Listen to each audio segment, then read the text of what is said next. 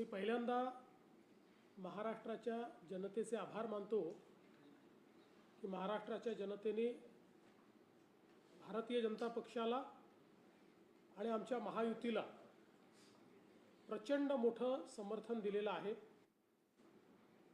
आपल्याला कल्पना आहे की मी यापूर्वीच भाकीत केलं होतं की एकूण जे काही नगराध्यक्ष निवडून येतील त्यापैकी 75% हे महायुतीचे निवडून येतील।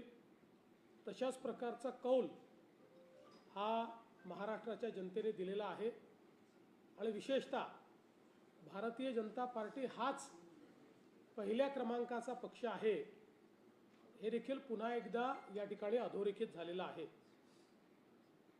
आतापर्यंत माझ्या हाती जे निकाल आहेत त्याच्यामध्ये जवळपास 129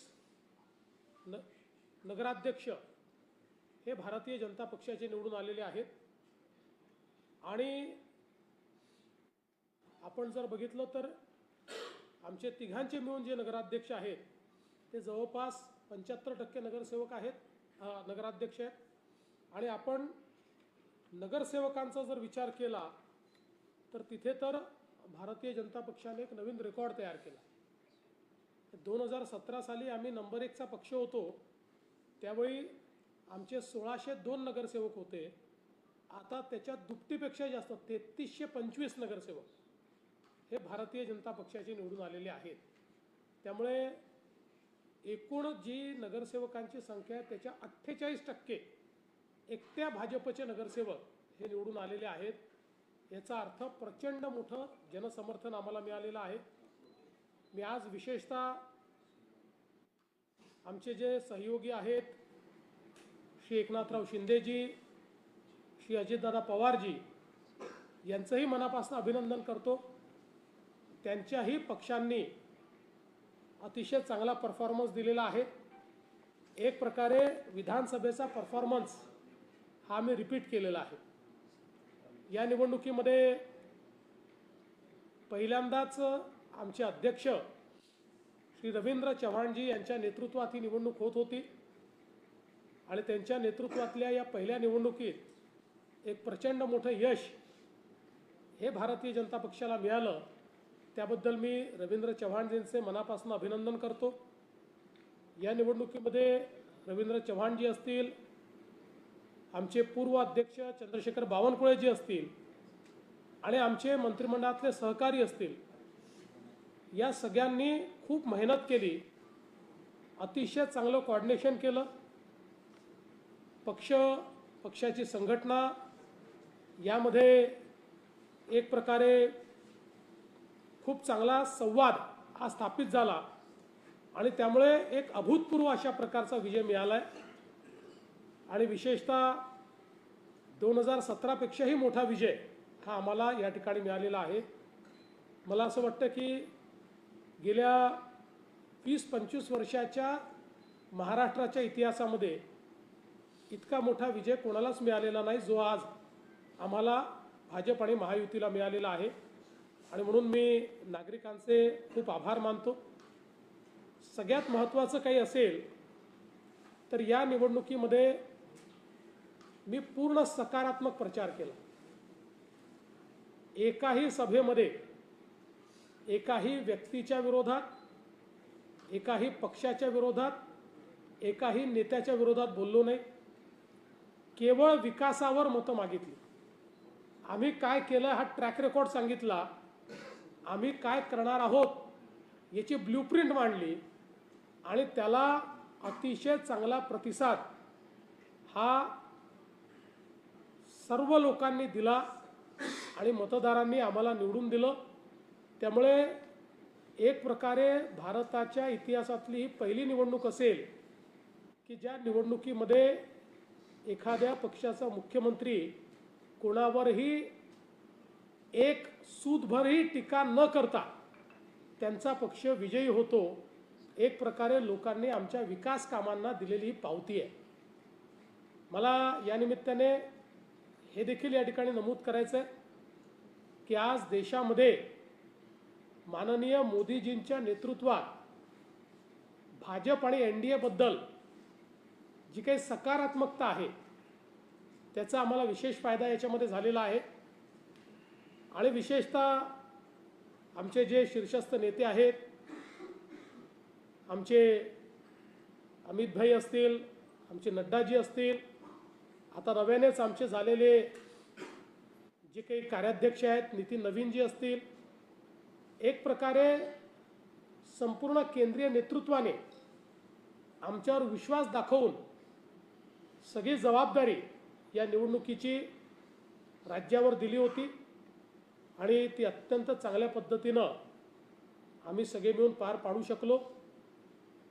विशेषतः या ठिकाणी मी उल्लेख केला की रवी चव्हाण असतील किंवा चंद्रशेखर बावनकुळे असतील, यांनी प्रचंड दौरा करून खूप मोठ्या प्रमाणात कोऑर्डिनेशन केलं आणि प्रत्येक विभागामधले आमचे जे नेते आहेत त्या नेत्यांनी देखील खूप चांगल्या पद्धतीनं त्या विभागामध्ये, मग पश्चिम महाराष्ट्रामध्ये चंद्रकांत दादा असतील, जयकुमार गोरे असतील किंवा आमचे राजे असतील, त्या ठिकाणी शिवेंद्र बाबा, अतिशय चांगल्या पद्धतीनं त्यांनी त्या ठिकाणचं कोऑर्डिनेशन केलं।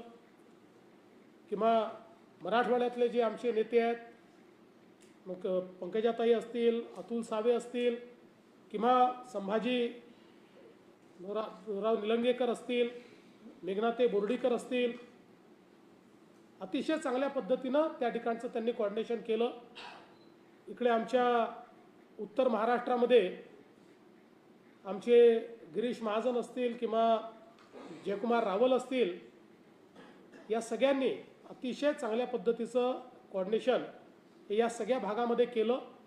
अर्थात मी काही सगळ्यांची नावं घेऊ शकत नाही, यांच्यासोबत अनेक लोक हे खूप चांगल्या पद्धतीनं काम करत होते।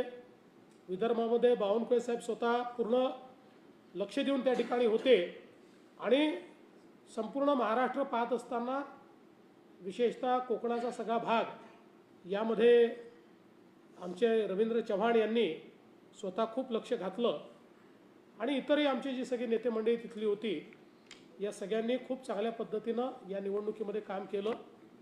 विशेषतः सगळ्या मंत्र्यांना आम्ही जी जबाबदारी दिली होती ती जबाबदारी त्यांनी चांगल्या पद्धतीनं या ठिकाणी पार पडली आणि म्हणून एक टीम एफर्ट हा या ठिकाणी आम्हाला पाहायला मिळाला। संघटना आणि मंत्रिमंडळ असे सगळे लोक टीम एफर्ट म्हणून त्या ठिकाणी काम करत होते। त्यामुळे आमच्या टीम BJPचा हा विजय आहे, टीम भाजपचा हा विजय आहे आणि अर्थातच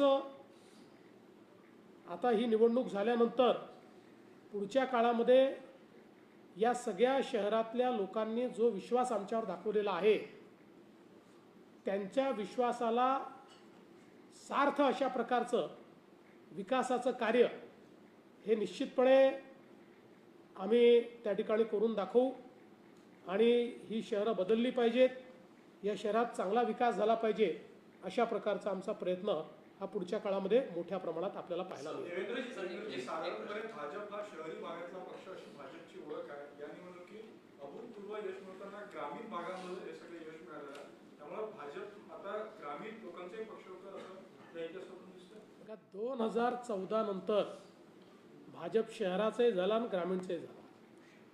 2014 पासून कुठलीही निवडणूक तुम्ही काढा, महाराष्ट्रामध्ये 14 नंतरच्या झालेल्या प्रत्येक निवडणुकीमध्ये शहर आणि गाव सगळीकडे भाजपने विजय मिळवलेला आहे, सगळीकडे मतं मिळवलेली आहेत।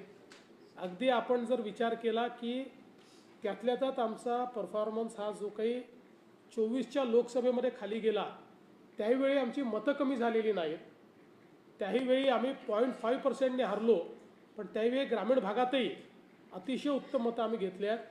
भाजप हा सर्व जातींचा, सर्व समाजांचा आणि सर्व भौगोलिक अशा पद्धतीनं विस्तार असलेला पक्ष आता महाराष्ट्रात झालेला आहे। महाराष्ट्राचा नंबर 1 पक्ष हा भाजपच आहे।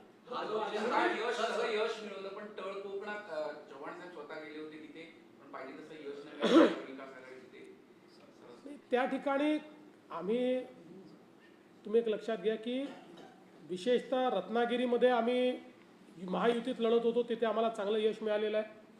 सिंधुदुर्गमध्ये युती नव्हती, तिथे काही जागा जिंकलो, काही जागा हारलो। बाकी ठिकाणी आम्हाला चांगलंच यश मिळालेलं आहे. कोकणामध्ये तुम्हाला आमची टॅली याकरता थोडी कमी दिसते, कारण आम्ही तिथे महायुतीत लढलो आहे. कुठे आम्ही NCP सोबत त्यांचा उमेदवार होता, कुठे शिवसेनेचा उमेदवार होता. तर आम्ही जे एकूण लढलो त्या ठिकाणी